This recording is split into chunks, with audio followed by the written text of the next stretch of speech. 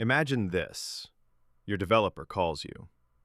I deployed my application yesterday, but today when I run OC get pods, I get forbidden. The pods are running, the cluster is healthy, the API server is working, so why is OpenShift refusing the request? Is the user authenticated? Or is the user simply not authorized? Most OpenShift administrators know how to create users. Very few actually understand how OpenShift decides who can do what. And that's exactly what we'll learn today. By the end of this video, you'll clearly understand RBAC roles, role bindings, cluster roles, cluster role bindings, using simple production examples that you'll never forget. Part 1. Authentication versus authorization. Let's start with a simple question. When someone enters an office building, does the security guard immediately allow them into every room? Of course not. The first question is, who are you? That's authentication. Once your identity is confirmed, the next question is, where are you allowed to go? That's authorization. OpenShift works exactly the same way. Authentication answers, who are you? Authorization answers, what are you allowed to do? RBAC is responsible for answering. Imaging, there are 3 building blocks: rule, role, and role binding. RBAC looks complicated, but it's actually built from only 3 things. Rule. A rule simply answers what action is allowed. For example, get pods, create deployments, delete services. Nothing more. Think of rules as individual permissions. Role. Now imagine you have 10 permissions. Instead of assigning them one by one, you put them into a folder. That folder is called a role. A role is simply a collection of rules. For example, developer role, create pods, view pods, update deployments, view logs. Instead of assigning 4 permissions, you assign 1 role. Much easier. Role binding. Now comes the final piece. Creating a role doesn't give anyone access. Someone must receive it. That's the role binding. Think of it like giving an employee an access card. Without the access card, the role just sits there unused. Role binding connects user, role, permissions. There are local RBAC versus cluster RBAC. Now here's where many OpenShift administrators get confused.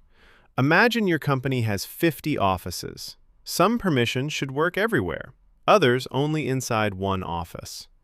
OpenShift follows exactly the same idea. Local RBAC. Local RBAC belongs to one project. Example, Project A, developer John, can deploy applications. Project B, John has no access. Simple. Everything stays inside one project. Cluster RBAC. Now imagine you hire a platform administrator. Should you assign permissions to 300 projects one by one? No! You create one cluster role, then bind it once. Now the permissions work across the cluster. That's cluster RBAC. What is the default cluster roles? Fortunately, OpenShift already provides common roles. Let's understand them using a company. View, the visitor. Can only look. Cannot change anything. Edit, the engineer. Can modify applications. Cannot manage permissions. Admin, the project manager. Controls almost everything inside one project. Cannot manage the whole cluster. Cluster reader, the auditor. Can inspect almost everything. Cannot modify resources. Cluster admin, the CEO. Unlimited access. Every namespace, every project, every resource, everything. Self-provisioner, the employee allowed to create new projects. Basic user, can view basic information. Cluster status, can only check cluster health. Imagine your employee walks into the office. He has an ID card. The security guard recognizes him. But when he tries to enter the finance department, the door refuses to open. Why? The employee is real. His ID is valid. So why is access denied? This is exactly how OpenShift authorization works. Today, you'll finally understand what happens behind the scenes every single time you run an OC command. And once you understand this, RBAC becomes incredibly easy. Part 1. The 5-second decision OpenShift makes. Every time you run a command, OC get pods, OpenShift doesn't immediately execute it. Instead, it silently asks 5 questions. If even one answer is wrong, the request is rejected. Let's see what happens. Step 1. Who are you? The first question is simple. Who is making this request? OpenShift checks your identity. It looks at your username. Then it checks the groups you belong to. Maybe you're a developer. Maybe you're a platform admin. Maybe you're part of the DevOps team. Identity comes first, because without knowing who you are, OpenShift can't decide what you're allowed to do. Step 2. What are you trying to do? Now OpenShift asks a second question. What exactly do you want? Which project? Which resource? And which action? Are you trying to get pods? Create deployments? Delete services? Update config maps? Every request contains 3 important pieces of information: the project, the resource, and the verb. Only after knowing all 3, OpenShift continues. Step 3. Which permissions belong to you? Now OpenShift starts searching. It looks through every RoleBinding and ClusterRoleBinding. Think of them like employee assignment letters. Each one says, this person belongs to this role. One user can belong to multiple roles.